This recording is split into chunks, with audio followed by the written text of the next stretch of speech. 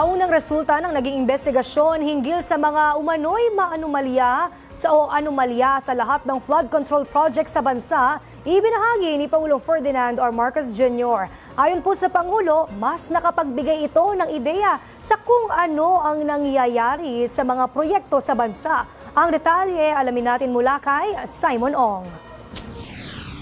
Mahiya naman kayo sa mga kabahayan nating naanod o nalubog sa mga pagbaha. Mahiya naman kayo lalo sa mga anak natin na magmamana sa mga utang na ginawa ninyo nang binulsan nyo lang ang pera.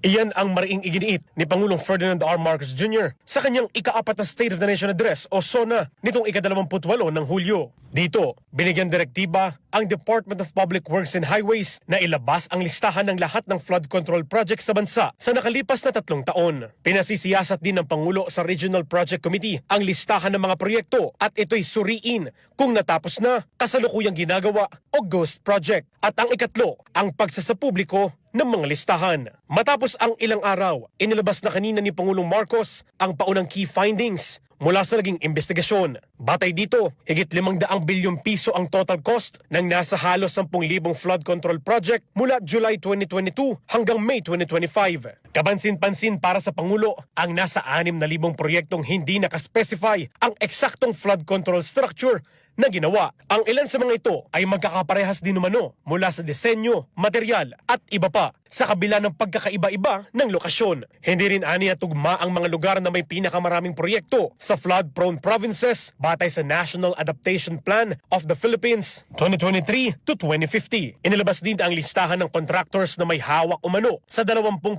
ng kabuuang flood control projects sa bansa.